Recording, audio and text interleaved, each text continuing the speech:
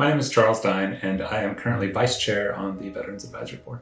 So after high school, I bought a one-way ticket to Alaska and tried to find fortune there on those fishing boats. I found an ad in the back of the magazine that said you can make your fortune in Alaska in just 6 months out of the year, and I thought, that sounded great. And in true young man fashion, I flew up there and they said, "You silly, you missed the boats. They sailed 6 weeks ago." So I was now in Alaska with no job and no prospects. I did end up working as a lumberjack of all things on Mount Alyeska, clearing the land for a new development, and made enough money to make my way back to the lower 48 and saw a Marine recruiter at a bar. I just remember thinking, gosh, that would be great. Just to be just like him. He was in his Charlies, looking smart, and having a great time with all of his friends in the bar. He was the local recruiter. I got his card and I called him and said, "I'm ready to join the Marine Corps." He said, "That's not how this works." And I said, "I grew up in Yuma, Arizona. I know exactly how this works."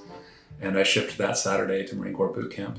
And my initial plan was to stay for, 4 or 5 years and do my time and then go to college. And I kind of ended up living my life in reverse. Turns out I loved the gun club. I stuck around for 20 years. Did my first 15 years as an aircraft rescue firefighter, got froggy and put in for warrant officer, and I spent my last 5 years as an airfield services officer. But to that end, when I deployed, we had 5 aircraft mishaps on my one deployment alone. And it's hard to go pick up the pieces, of those crash sites.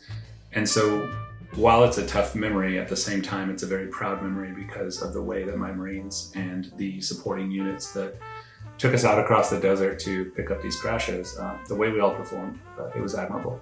I'm just really, really proud of the things that we did, and I'll go ahead and show it off. Mm-hmm. This award here is the Earl Hathaway Award. It goes to the Ground Officer of the Year from the entire United States Marine Corps. This isn't my award. This is an embodiment of a lot of hard work from those Marines I discussed, but also the monumental effort on the time that I was there. We were picking up the airfields that we built.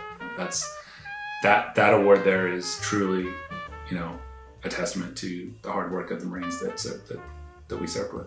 I am pretty passionate about helping veterans in my own profession, in my line of work as a realtor. I do love working with veterans and assisting them with the VA loan. I've used the VA loan myself, and so I really do understand it. It's that effort that I enjoy the most, is connecting with and assisting veterans in any way I can. Connection is what is going to help us stem things like veteran suicide.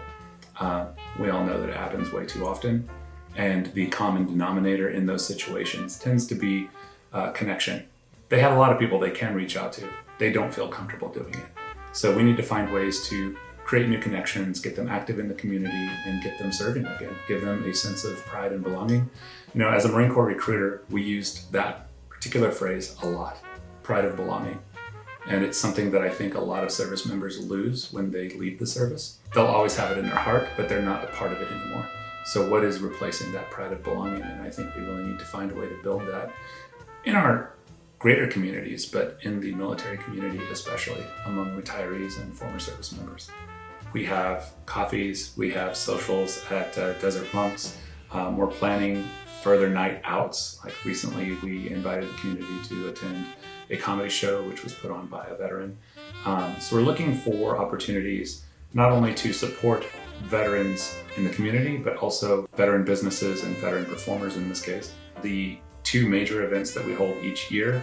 The first one I attended after I was on the board. But Memorial Day is something that you won't forget because it is well attended, it's well presented, and it really shows, what it means to honor the military in Gilbert. Our second event, Veterans Day, it's a big production for us on the board. It's something that we spend a good portion of the year putting on. Gilbert is a veteran-friendly community, and I have to agree, ever since I've been here, I've felt it from the community at large. I felt it from the council that we serve. I felt it on the board that we serve with, and all of the community members that come to our events. We are a military-connected community.